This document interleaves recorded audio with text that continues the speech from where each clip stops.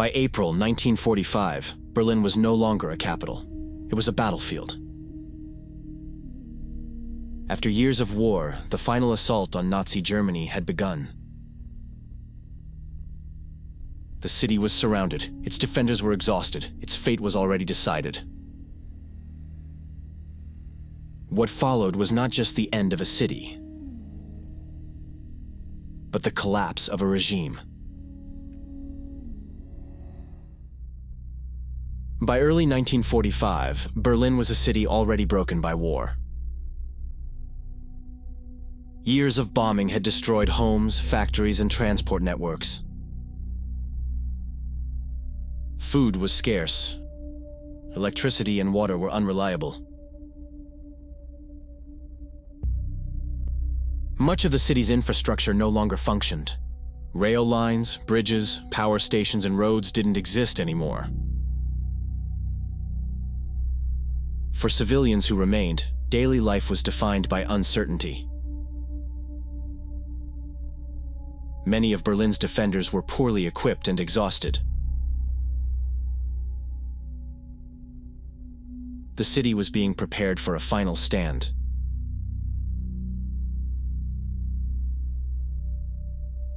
But the situation was already beyond recovery.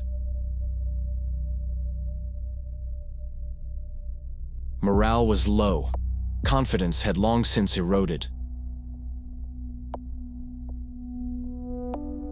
The population was physically and psychologically exhausted. Berlin was waiting for what came next. In mid-April 1945, the final battle for Berlin began. Soviet forces advanced toward the city from the east, north, and south.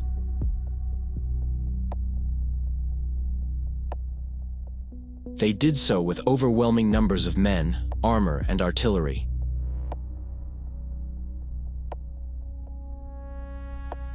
Berlin was no longer being defended as a capital, but as a battlefield.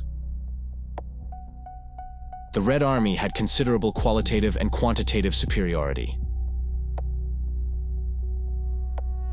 German defenses were improvised, fragmented, and increasingly fragile. The goal was not to hold the city indefinitely, but to slow the advance. As Soviet units pushed forward, fighting spread rapidly from the outskirts into residential districts. Buildings and blocks turned into piles of rubble. Civilian neighborhoods became front lines. Basements and stairwells became shelters. For civilians, the battle arrived without warning. Many were trapped as the fighting moved into their neighborhoods. The assault on Berlin had begun.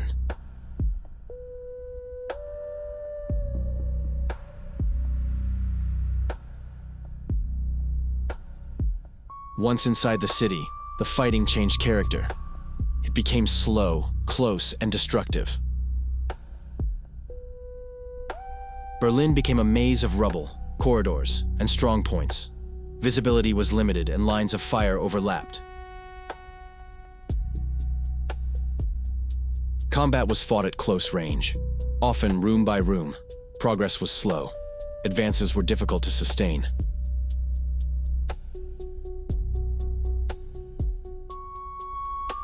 Basements, staircases, and upper floors all became battlegrounds.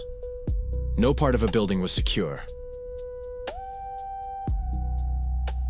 Armored vehicles were used to break resistance at short distances. Operating in narrow streets, they provided fire support where infantry alone could not advance. In confined streets and ruined blocks, using tanks was both effective and hazardous.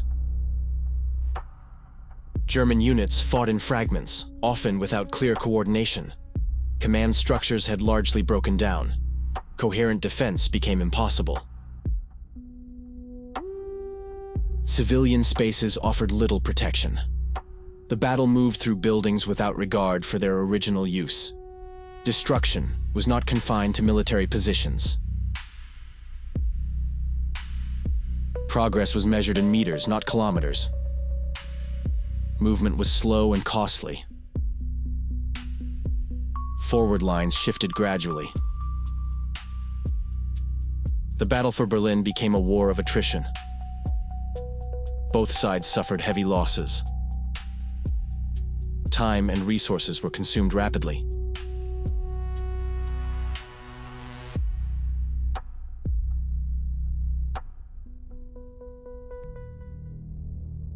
The cost of urban combat was immediate. The effects were felt across the city.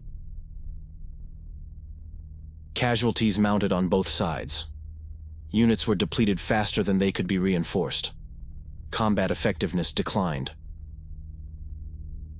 Medical services were quickly overwhelmed. Demand exceeded capacity. Conditions deteriorated rapidly.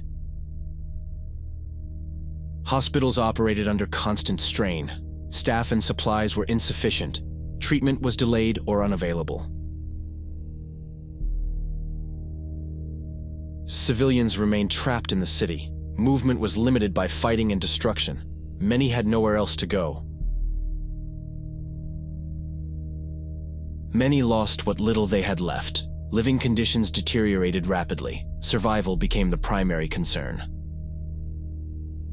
Entire neighborhoods were reduced to ruins. Infrastructure was destroyed beyond immediate repair. Normal activity became impossible. Exhaustion affected attackers and defenders alike. Sustained combat reduced effectiveness on both sides. Fatigue became a defining factor. Fighting continued despite diminishing returns. Progress slowed as losses mounted. Operational flexibility declined. For those caught inside Berlin, survival became uncertain. Essential services continued to fail. Conditions worsened steadily. The battle consumed lives, resources, and the city itself. Urban systems collapsed under sustained pressure. Normal life ceased to exist.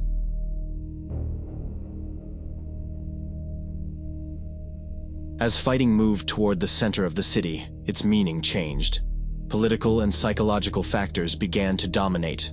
Perception mattered as much as position. The Reichstag had little military value. It was not a key defensive position.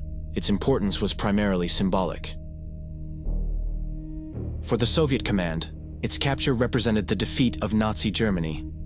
The building stood as a symbol of the regime's political authority. Its fall carried meaning beyond the battlefield.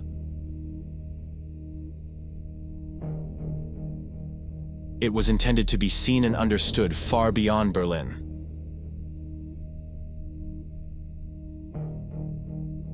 Fighting continued even as the city's symbolic center was reached. Command and control had not yet fully collapsed. Localized fighting carried on.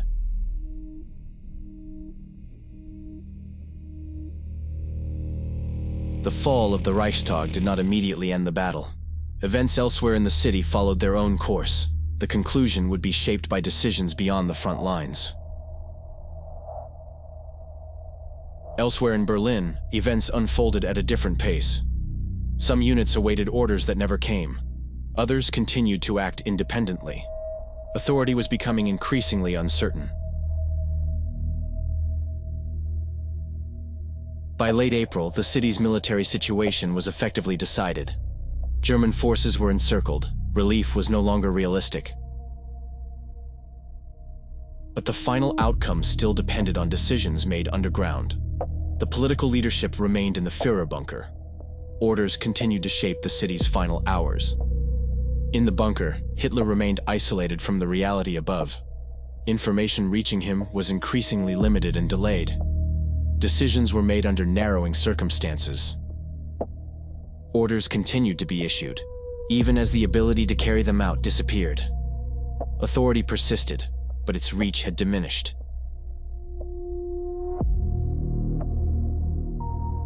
Command structures were collapsing. Communication was unreliable. Coordination across the city became increasingly difficult. Control increasingly shifted to local commanders. Many acted without clear direction. Decisions were made based on immediate circumstances rather than central coordination.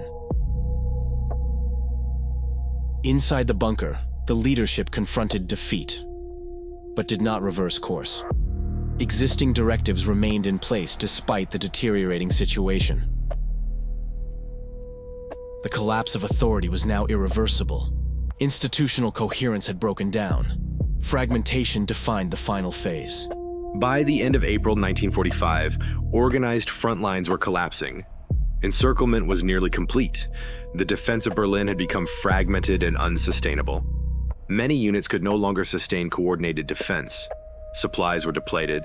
Operational capacity declined across the city. Soviet forces consolidated their positions across the city. Remaining pockets of resistance were isolated. Movement between sectors became increasingly restricted. On May 2nd, Berlin formally surrendered. The city's defense ceased. Organized military resistance came to an end. Administrative control passed to Soviet authorities. For civilians, the fighting finally ended.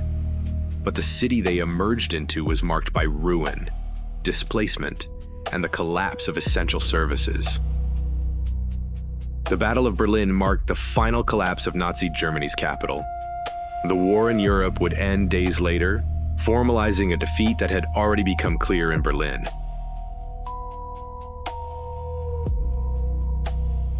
In the days that followed, Berlin entered a period of occupation. Military administration replaced the previous authority. Control of the city shifted to the Allied powers. Armed patrols became a regular presence. Order was imposed gradually. Public life resumed under strict supervision. Civil administration began to take form. Civilians began clearing rubble from the streets and damaged buildings. Women were often tasked with removing bricks and sorting debris. Reconstruction started with what little labor and equipment remained. Large areas of the city remained uninhabitable. Many residents lacked secure shelter, relying instead on damaged buildings or temporary arrangements. Rationing systems were introduced to manage scarce supplies. Movement and resources were regulated under military supervision. Daily life became subject to administrative control. The city was divided into occupation sectors.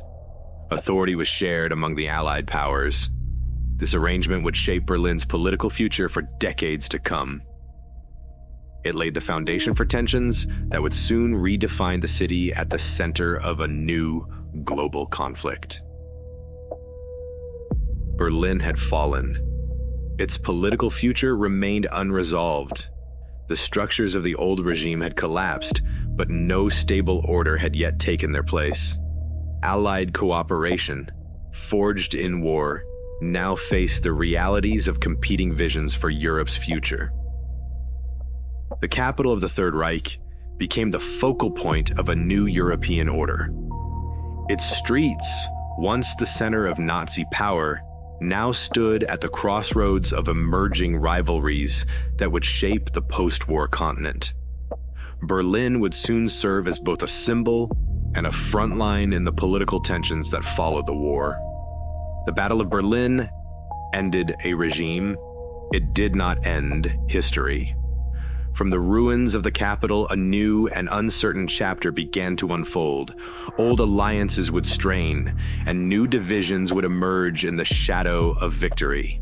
The city that had symbolized dictatorship would soon become a symbol of a divided Europe.